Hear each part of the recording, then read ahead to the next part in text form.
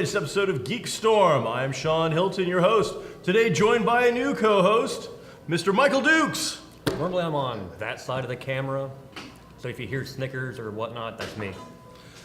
It appears that Michael Harrison has come down with a horrible case of jumping buffalo disease, and April Thatcher has a cold in her chest. So she was not able to make it. Is it a cold in today. the chest, really? Yeah, she has cold. She has a chest cold. Huh. Is it 2 chest colds? Maybe.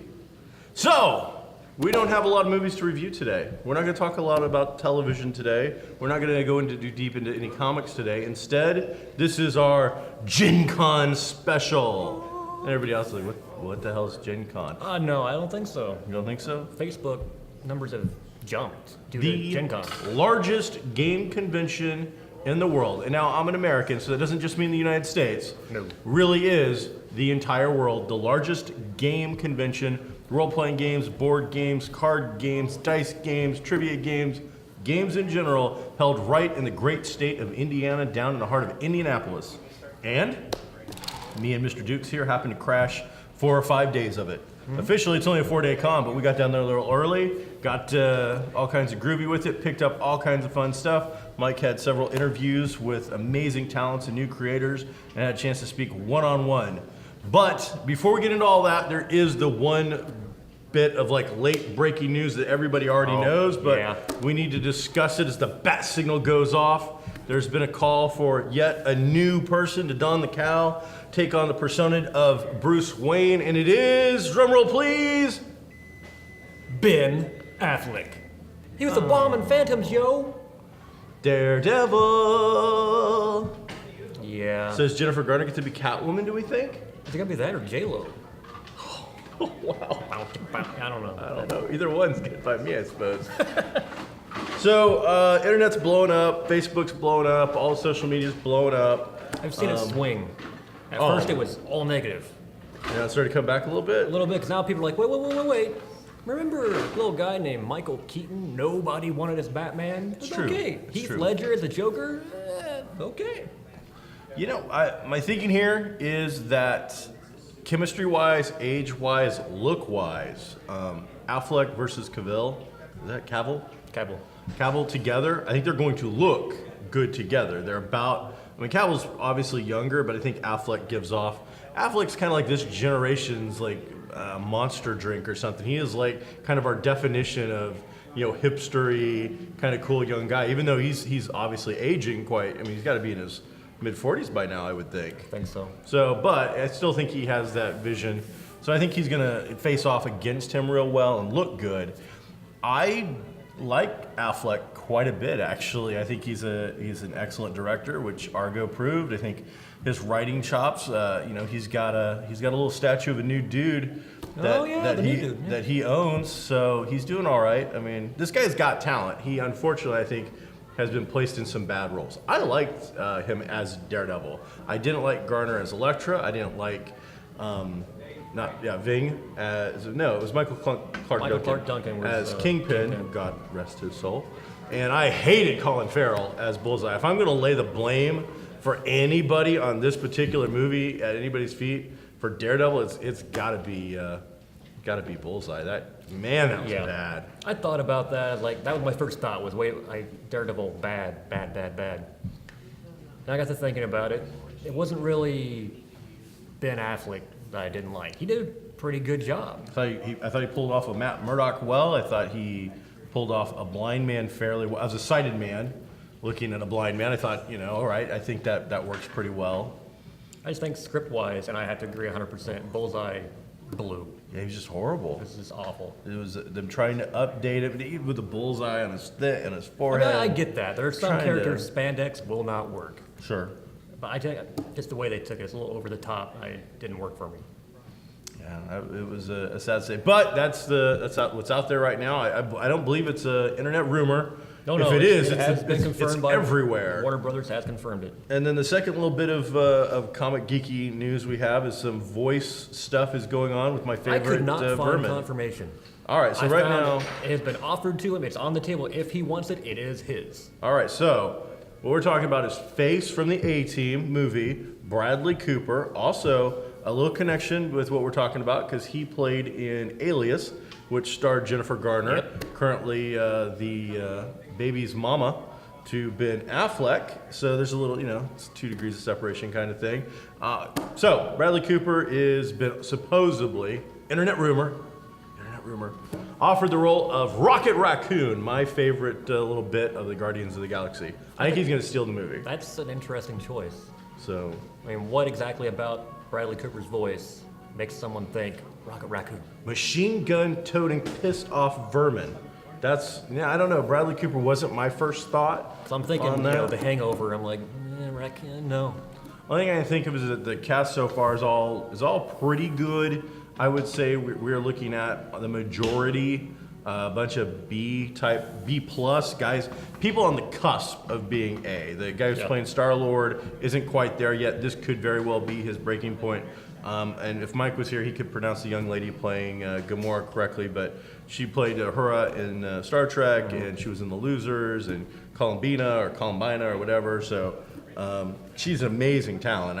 I think that she's an A talent, but I don't know that Hollywood and the paying public see her as quite that. Batista, if you're a WWE fan, is A talent. If you're anybody else on the planet, it's probably C talent. And then Glenn Close is in it as well. Shocked me as well. So, and then when I saw that picture on the net of her in full makeup, you have no idea that's Glenn Close at all. We've picked up Amy Pond from the Doctor Who universe, so it's got a lot of Geek Boy fan cred. Bradley Cooper is just another big name. And let's face it, a voice gig, especially when it's in a giant movie like this with an ensemble cast, probably not even going to have that many lines. So over a weekend, I would imagine he'd be able to get his lines in, collect his check. They get to add some star power to the name. That would be my guess of what's going on with that. So because then the other rumor is that Vin Diesel will be voicing Groot. Oh, that'd be perfect. He's been dropping hints online, but they've admitted they're in talks, but nothing's official. What the role is. But the thing is, with Groot, who's just a giant, sentient kind of tree, all he says is Groot. Or I am Groot, but I think it's just Groot. So that's it.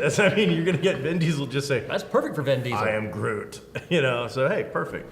So on to this week in gaming. I'm sure you'll have a cool thing for that. I'll put something up. Gaming. So, GenCon, biggest convention in the world. You're a huge game fan, have been since I met you way back in the 8th grade, probably before that. Yeah. But, and I've been gaming since like 5th or 6th grade. This is an exciting, this is Christmas for geeks. It's my vacation. So, Happiest 4 days you can have. you've just won the Super Bowl. Where are you going? I'm going to GenCon. Me too. So, what were some of the key elements of GenCon? What do people need to know about this particular convention? Are we going to educate them about the convention, or are we just going to tell them what we saw at the convention? Do a little bit of both. All right. GenCon, as Shawn had mentioned earlier, it's not just people from Indiana getting their geek on. It's people from not just the United States, it's from people all over the world. And that's one of the things I love about it. Because you meet people, you make friends at GenCon, it's only a few days, but then thanks to social media, Facebook, Twitter, you can keep up with those people, and then following year, it's like an annual family gathering because you get to meet those same people again, catch up, and just meet so many personalities. You've got people from France that I met. I've got a buddy from over in England I got to see. It's just fun. I agree. And you say it's like the family reunion. It's a family reunion of just the crazy uncles that you actually like. Yeah. You get to pick and choose. I have friends that come over from England. I've got one from New Zealand. Hi, Andrew, if you're watching. And this is our once a year to get together and see each other and hang out, do stuff, talk, and game. And I mean, what better than to get very, very little sleep while playing games all night long until somebody actually just crashes.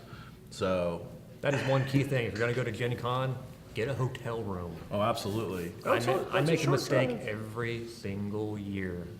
We're in Kokomo. It's only about an hour away from Indianapolis. I always drive back and forth every day. Day 1, great. Day 2, still great. Day 3, which is arguably the largest day of the con, is on Saturday. Oh, that's crazy. And by that day, I'm kind of dragging.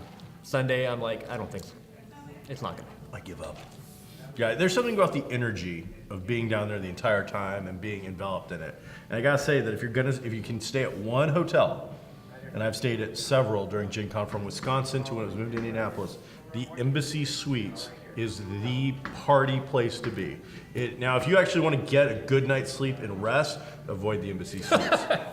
If you want to be fully enveloped in the energy that is Gen Con, the Embassy Suites is set up to do it. There is a party on every floor. The gamers, because the way it works is you walk in, they have a huge lobby, and then all the hotel rooms just kind of do a horseshoe around the lobby. 20 stories up or whatever it is. So the main lobby, if you come out, you look outside of your room, go to the 4 feet to the rail, you look down, you can see all the gaming going on.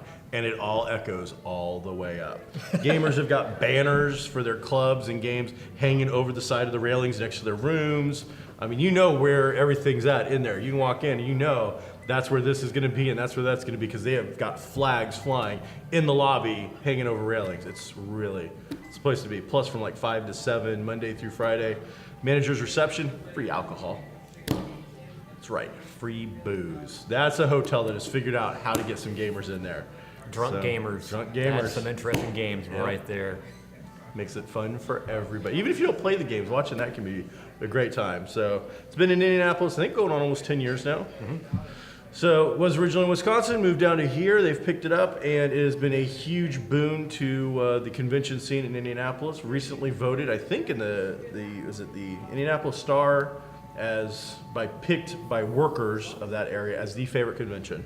I've been really impressed because originally, the first year Gen Con arrived, there were a couple of photos in the Indianapolis Star. The photos were not exactly... they were not flattering. Not at all. And he kind of got the impression it was like, who are these strange people in costumes? Why are they in our city? Get rid of them. But I think little by little, people have caught on to the fact these are fun people. And they bring just a truckload of money. A truckload of money.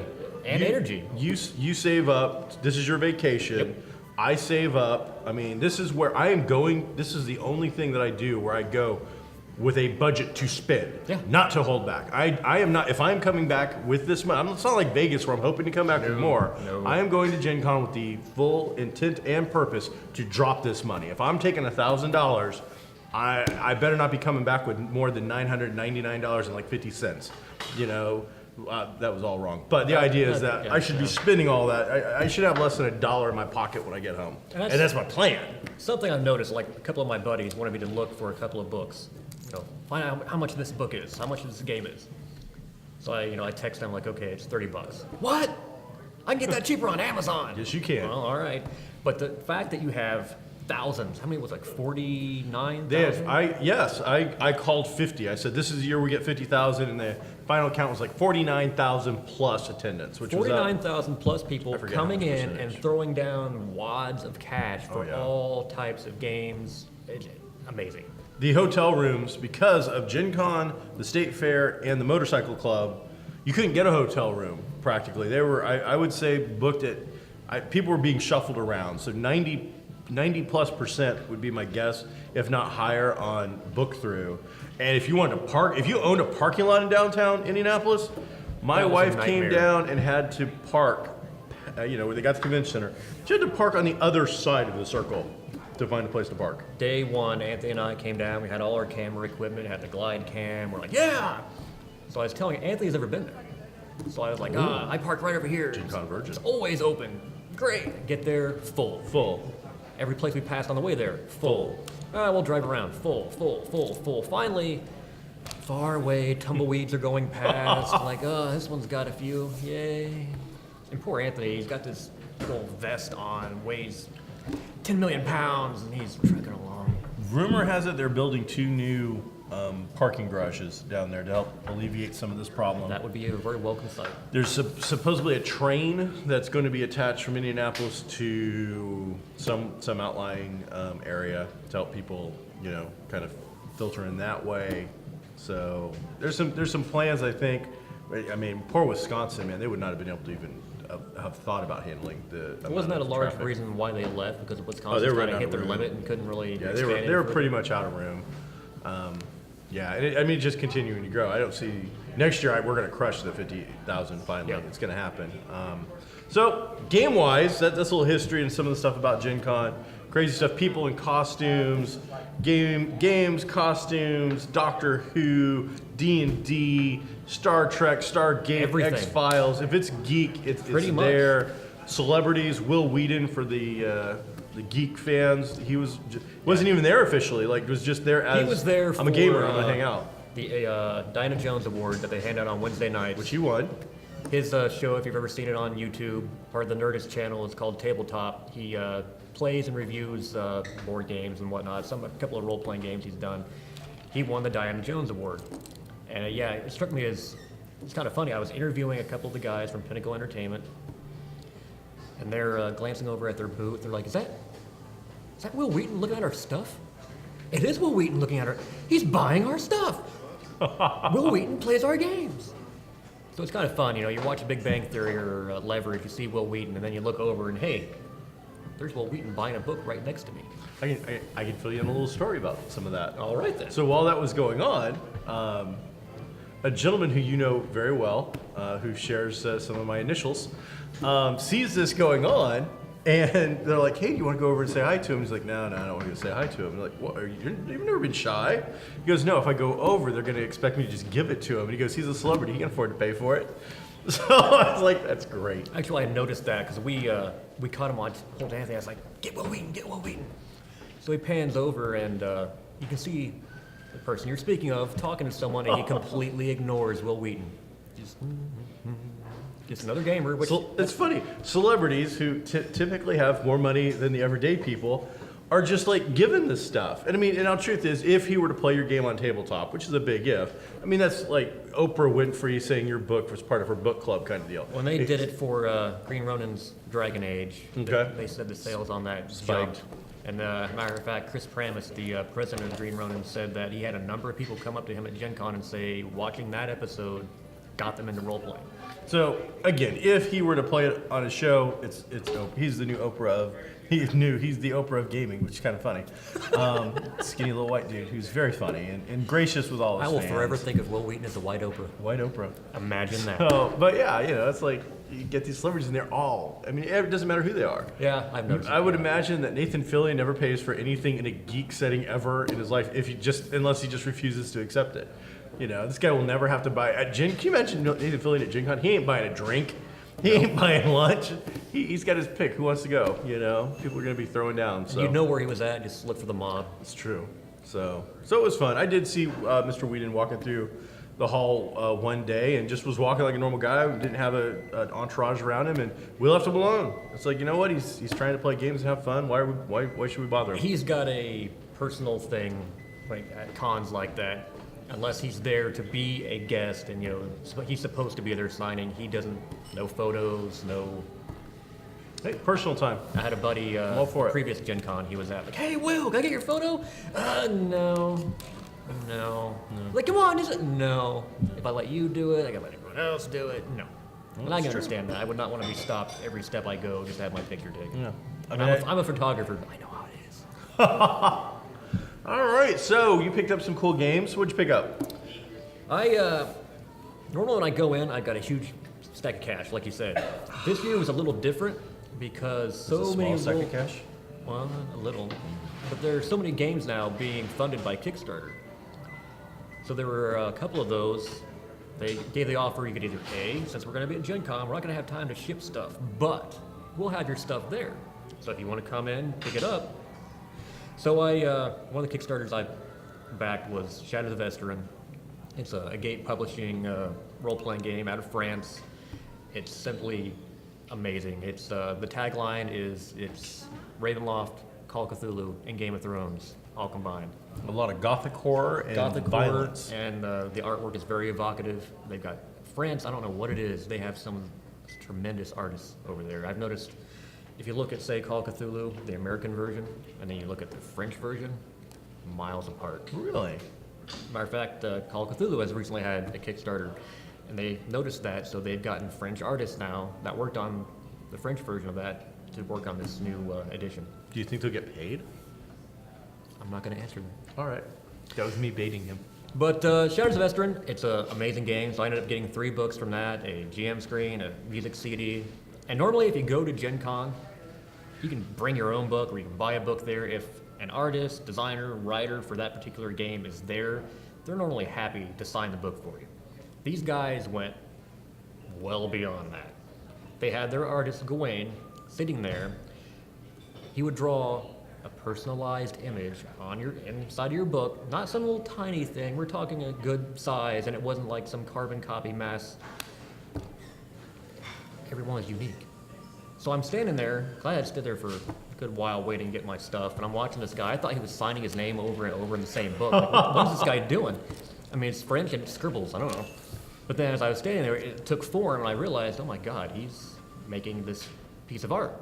And then I got my stuff, and the guy's telling me, as you can see, Gawain is quite busy. If you would like to come in tomorrow, bring your book in early, and then come back at the end of the day, we might have it for you. I'm good. Let Gawain rest his hand. I'm not going to partake in That's awesome. killing him. But they were doing that, and that just blew my mind. And they won 3 awards. They got a gold Ennie for best production values, gold Ennie for interior art, and then a silver Ennie for project of the year. Now the Ennies are the big awards of the year. I think Origins has the Origin Award. I'm sure that there's other groups out there, but again, GenCon being the largest game convention in the world, this is the award associated with that convention. Gold is the best you can get. And we are talking about, yes, this did a really good Kickstarter. They made a lot of money, but this is a very small company. Oh, The yes. company so small that the personal, the main artist is hand drawing in every book.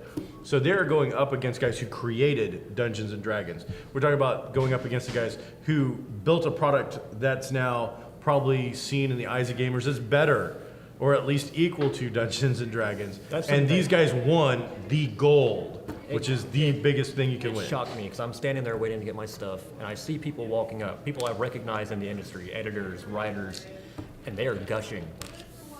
Oh my God, I can't believe it's so great that you won. Can you sign my book? That blew my mind. It's awesome. Peers in the industry, and they're just, We're happy when, it's one of those things where you and I have both worked in the industry a little bit. Me just kind of on the outskirts helping one particular company that I truly love, and you have also worked with a company, not the same company, but same game system. same just- game system kind of stuff, and the same distributor. Yeah. We're both in the same umbrella, which is kind of funny because we didn't go in knowing that. So here we both live in Kokomo. We both get to Gen Con, 50,000 plus people, and we're standing right next to each other as we're both hawking the wares from the same distributor for different games. Yeah, so I'm like, man, we really had to do that? Like, we could have just done this on the weekend anytime, man. So that's cool. What else you got there? Anything good? Let me just reach over and start grabbing my stuff. I'm Well, like, speaking of this, that. Dungeons and Dragons, that's the big daddy of role-playing Woohoo, games. it is. And normally at Gen Con, Wizards of the Coast, the owners of the Dungeons and Dragons IP, would be the dominant force on the exhibit hall floor. Not this year. They were not on the exhibit hall floor this year. Largely this is due to the fact that they're kind of in an in-between stage. They're about to put out the new edition of Dungeons and Dragons, D&D Next. So they have stopped production on 4th edition Dungeons and Dragons. So right now, there's not a lot going on. What they did do, Thursday night, they had a big D&D party. They had this event called The Sundering. It's starting with 6 novels. R.A. Salvatore wrote the first one. It came out the week of Gen Con. And then you've got Paul Kemp. I think Ed Greenwood's gonna be in there somewhere. Paul Kemp's doing the next one. Then Aaron Evans, Troy Denning, Richard Lee Byers, and then Ed Greenwood is doing the final one to tie it all together. If you know about Dungeons and Dragons, Forgotten Realms is kind of the flagship setting for that game. These series of books are going to change the face of Forgotten Realms to represent the changes that are taking place in the game system. So it's all kind of tying together. And then on top of that, they announced a couple of mobile app games they're going to have coming out. I believe one was called the Arena of War. It's going to be on. Basically, they threw out some fluff to keep people entertained for a year. Basically. We're like, hey, we're still gearing up, but next year when we come back, we're gonna own this place. We're like D&D. Well, normally I'm kind of happy because normally when you have a game like this, they may play test it a few months to a year, and that's it. This will be year 2. Like I said, it's supposed to be a 3-year beta test, and then Yeah. do we think they're gonna release D&D next year? That's my understanding. All right, So I'm so- pretty sure there's an anniversary for next year going on. Now, weren't they still playing D&D, and they had like their own little hall, I thought, Yeah. off to the side? So, I mean, there was still I mean, it was still a present. presence. It just wasn't on the main sales floor. Because normally Wizards of the Coast, you can see it from anywhere on the sales floor. It's Truth boom. is if I were them, I'd be like, no, I don't want to go back on the sales floor. They're a major contributor to Gen Con. You know what? We want our own private little thing. They pay kind of enough had money that. to do it. The where the exhibit hall used to be located, it was still connected to the main exhibit hall now. That room was kind of like a huge game room. That's what they had. They had pretty much a quarter of that area to themselves. Was it themselves? I mean, had some like castle walls set up. I can go back into the main floor where I'm going to deal with hundreds upon hundreds of other dealers, or I can just say, hey, you know what? I'm good. We'll have our own little section over here. We'll set up our own sales booths, our own floors, our own people, our own demos right on spot. And, and the truth is, there'll be people that go into that room and then never leave. Every That's time all I they went in wanna there, play. that area alone was packed. So I think Pathfinder, which is the D&D's grandson, which kind of started to take over the heir to the throne, had its own private area, and now it's kind of running things, I think. I mean, this was its year too, especially without them there. They were owning the place. It's kind of funny. I was having this exact same conversation with a buddy of mine on the floor, and I was telling him what's going on with D&D, and this random guy was walking by. He was like, "They might as well just go Pathfinder." I was like, "Yeah, you go, guys." Like, "Yeah, Pathfinder, okay." That's pretty, I mean, it's hard. That's what I play. It's funny because when I tell people, hey, we're playing D&D tonight, we're not playing D&D. Yeah. It's become like Xerox and copy machines. Like, we're really playing Pathfinder. We're just calling it D&D. We've actually gone back and started playing some old second edition stuff. Second edition could grab me. I just don't know if I can ever go back to THACO. You'd have to really convince me that. Well, I've got a buddy that's Thaco. You mentioned that he's on board. Really? Now, does he make a else? chart, or does he actually do the math in his head? Because I always cheated and made Normally a they've chart. got the character sheet's got the chart. and Okay, just, that's what I do. like ping I your stuff cheat. in. Yeah, that's cool. Hey, producer dude, we still rolling? Mic's good, cameras are good. All right, because you're not back there, so I don't know your apprentice. Sometimes I worry about him. So, well, I would go over here. I'm gonna grab some stuff. See, I felt bad. I had my stuff, and I was like, I know what I'll do. I will put images of my stuff right here. So when you go to Gen Con, because all of our games use dice, even though you have a It's a million dice, it doesn't matter. You've got to buy a new set of dice. So there you go. He'll zoom in or something, and we got our cool dice. You can't here. zoom in. He's sitting over there. Well, I Oh, don't wait, know. wait, wait. Over Here it comes, I gotta here it go to comes. that camera, this camera, this camera. So While here he's- we've got. while he's zooming, I'm drinking. We've got our polyhedral 7-dice set. Now this one came from Chessex. I like Chessex quite a bit. I'm also a big fan of Crystal Cast. You know, But I think I really had kinda that like- exact same set. I like the stormy kind of color. It kind of fit my mood. It's like, not quite ready to rage on yet, but still just ready, And then you got to pick up a couple. You always got to pick up a few extra 20-siders in case the ones you got go cold. You can't have that happen. And then I happen to have a character right now that's doing a lot of D3s. So I picked up a 1, 2, 3, 1, 2, 3. So I have my own D3 die now for my little tiny Ratman rogue guy. I don't think I laying ever down used some a crazy D3 damage. until we started playing Call of Cthulhu. Just the punch and whatnot. Oh yeah.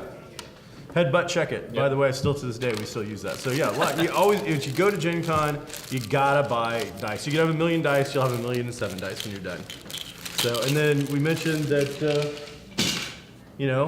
I've worked for a company. I still work for that company. I think you've left your last company and I'm still, now coming on with I've heard a new company well, possibly. I've got the same old buddies, and I was talking to the head cheese. I've got a little something I'm trying to put together for them.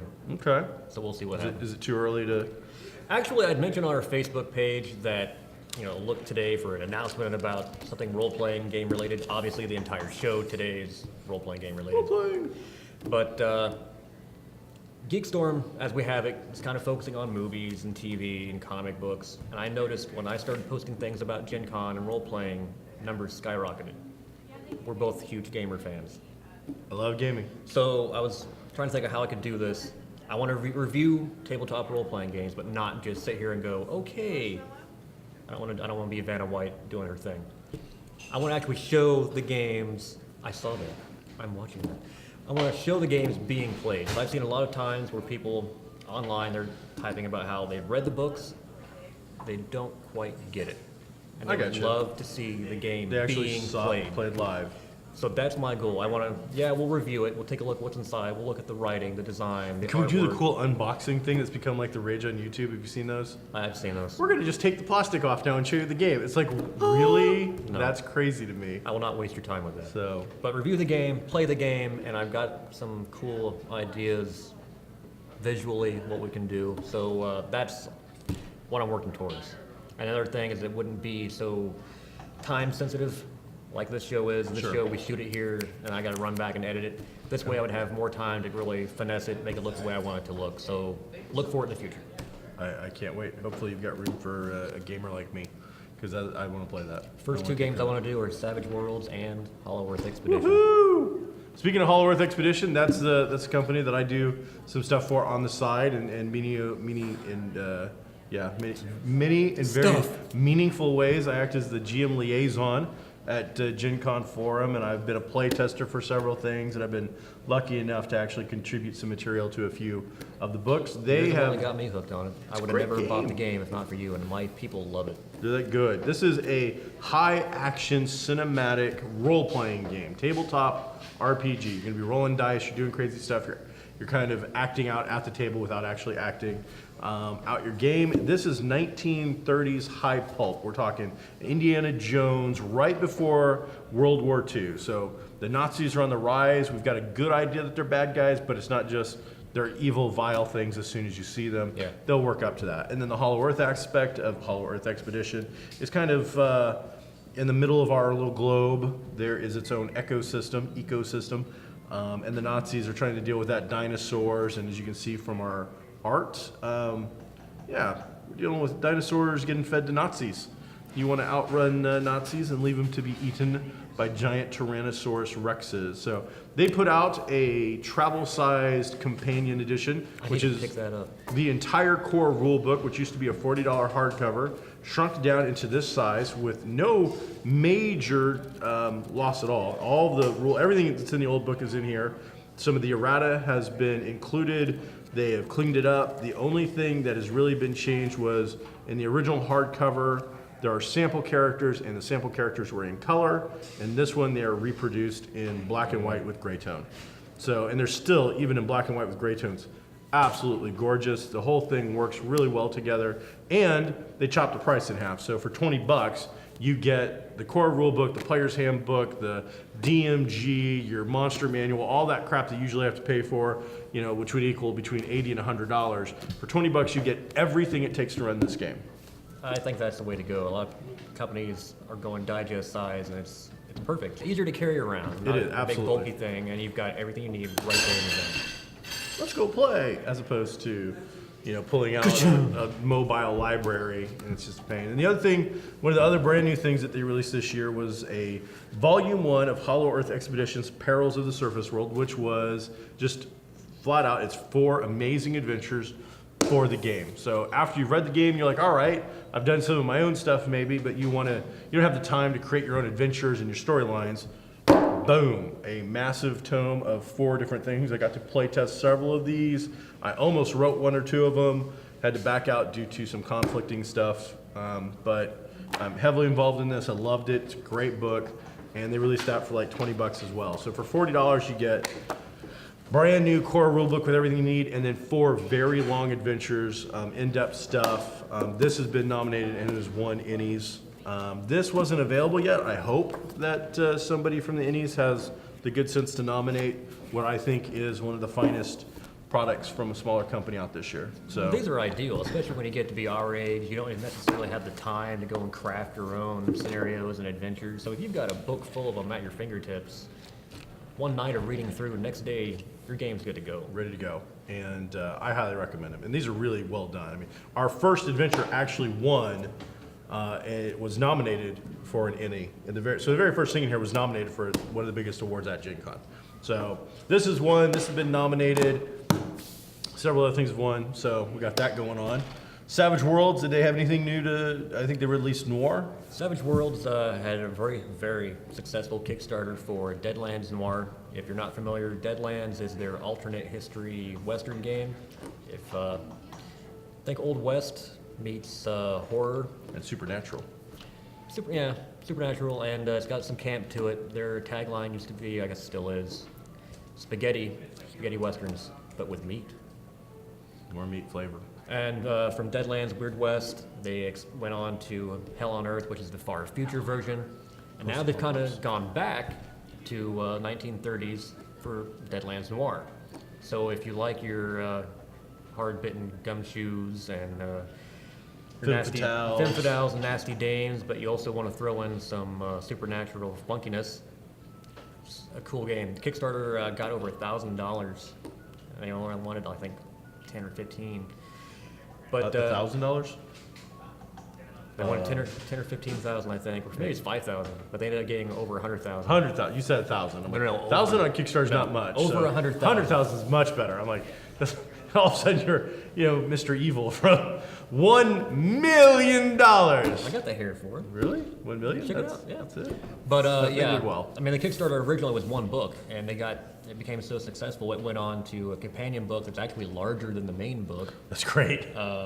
Bennies, dice, cards, a ton of adventures. They had all of that at GenCon. I actually got a couple of sets of the bennies.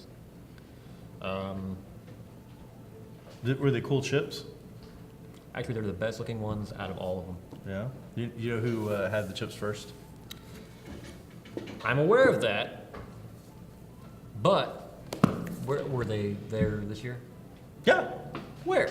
We had a full, well, this year we had an amazing package deal where you got for $75, you got this book, the supplement book that goes with this, the chips that go with this, a canvas map for $75, which was a $115 value. $115 for 75 bucks. Okay, see, I walked by. That's an amazing deal. Jeff Combos was running a game. Who's Jeff Combos? Some dude. Jeff frickin' Combos. So I didn't want to, disturb him because he's running the game. Creator of Hollowworth Expedition. So I was looking and for a that. sexy man. I did not see that. Yeah, they had it. We're you know what? And this is no joke. We've been emailing back and forth because me and 2 or 3 of my friends are very big into retail. Jeff is a game creator, but doesn't do retail. So we're seriously talking about how to restructure the booth layout because, as you said, you were looking for it, you couldn't find it, and it's because it was on the back of a table. It's smaller. You couldn't see it. So I actually had in my head, going to Gen Con, I want to get style chips for Hollowworth Expedition, and I didn't think you had any. we're going to fix that next year. I can tell you now that if Jeff will give us a little bit of lead and let us have our way, the retail guys are going to step up, and we are going to, I won't say we'll Walmartify it, but we're going to definitely, it's going to be a little more shoppable. So I should wear my pajamas. you should, absolutely. Okay. So with some nasty t-shirt and some dirty something and a mullet. So Mullet. Hey, I picked up something else. Check this out. This is in the front, party in the back. This is a brand new game that also, funny enough, Kickstarter. See, I'm telling you, Kickstarter, that's all of Gen Con. First off, it's called Dungeon Roll, TMG here. And it comes in an actual cute little thing. Now Everything you need to play the game. Plastic or? No, it's like a little just cardboard sticker thing that they put together. But it's a dice game. And it's a super short, fun little game. Basically, it's the kind of game when you're waiting to play your games and all your buddies are running late, 3 or 4 you're already there, you can play this. So the idea is you have a little dude who's you, I have a little dude that's me. I'm a Viking. You're the dungeon lord when it's my turn, and you start off at level 1, so I'm gonna go into level 1 of the dungeon. You roll your 7 dice and you make a party, and the dice all represent different dudes in your dungeon delving party. So like this would be a wizard since it's a hat. Exactly. And so then you roll, a dragon popped up. And so there's What kind of dungeon is that? different treasures and what. And so yeah, it's just a very quick game, but all your stuff's kept in there. And then if you beat stuff or go up levels, there are little bits of treasure that help you in the game and give you XP. And I mean, the rules are like that. There's super short. So it's kind of like a really quick pocket D&D. Yeah, pretty much. I mean, there's no role playing per se, but you're going into a dungeon 3 times and trying to accumulate as many levels as possible. And then your buddy's going in 3 times and he's trying to accumulate as many levels as possible. And whoever comes out at the end of 3 tries with the most levels wins. It's kind of cool. And it's just a lot of fun. It's got it obviously set up for great and easy expansions. It's all they've got to do is come out with some booster dice packs. It's a non-collectible game, but you know as well as I do, if it does well, and I think this is going to do really well. The price point's only $20. Great, easy to carry around, put on the shelf, good to go. Setup time is, pull the dice out, throw a card at somebody, they roll the dice, they're playing the game. What if you injure them when you throw the card at them? Well, I mean, lawsuits could come out, but I suppose maybe if you give them a free level or 2. But this is designed by Chris Darden. Again, Tasty Minstrel Games out of Tucson, Arizona. And I gotta tell you, You know, I love if you're actually watching this, TMG, your guy who did the demo for me at GenCon, super nice guy. He got me to buy the game, but when I asked him, hey, how many players does he play? He told me it was a one-player game. You almost lost the sale. But I'm like, in my back of my head, I'm like, there's no way this is a one-player game. That doesn't make any sense. Playing this by yourself you could do it, but what would be the point? So yeah, right on the bottom, it says like 1 to 4 players. So the demo guy didn't even know that. But regardless, luckily your packaging, the style of the game sold it, not your demo guy who did an okay job. Did a better job than the guy who's doing the Escape game. I can't even tell you who did Escape. We bought the game for my store, but the guy who did the demo sucked.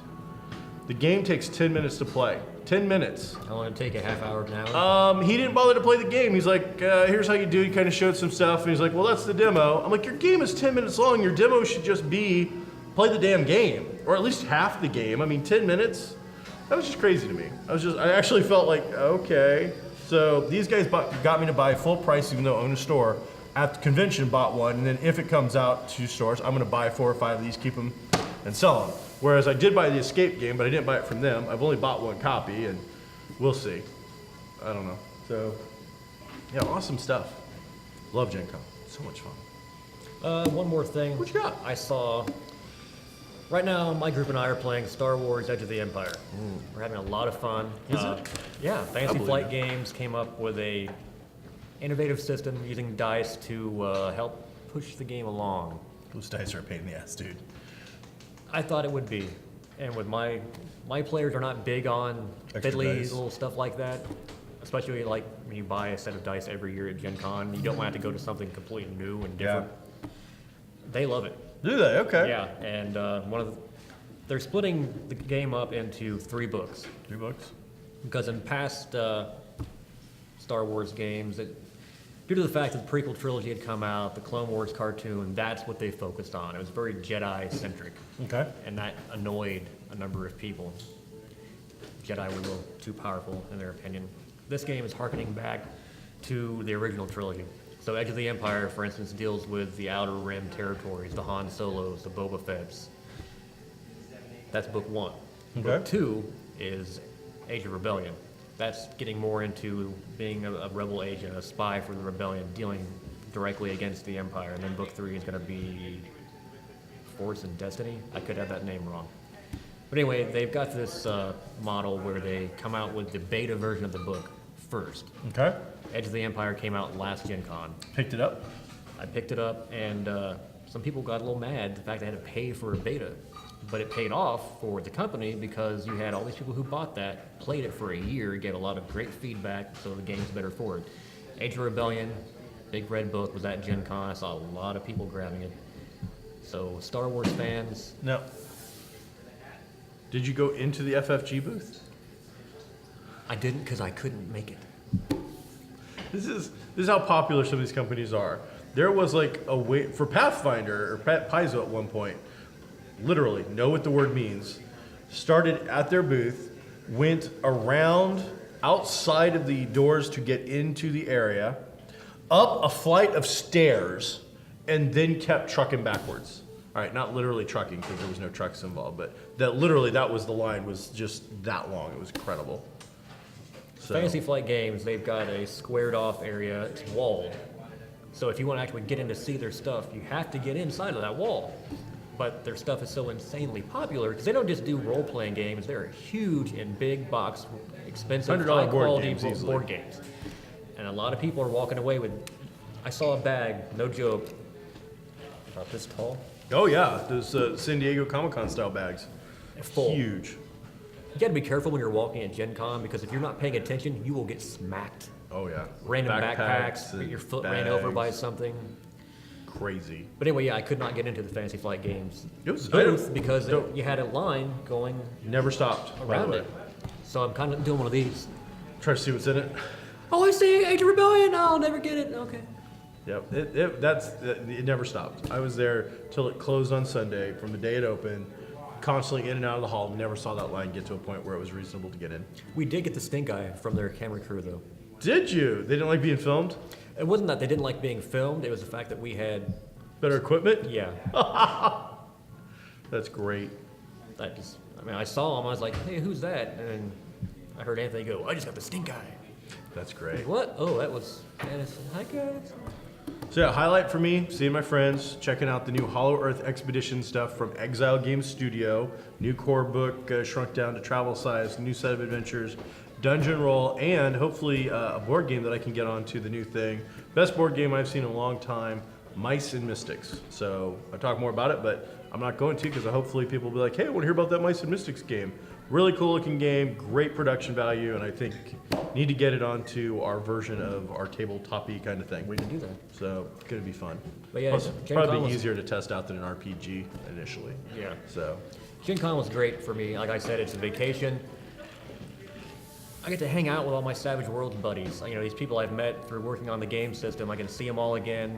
And I call it a vacation because throughout the year, I play role-playing games every Saturday night, every week, all year long. And your creative batteries kind of start to wane a little bit.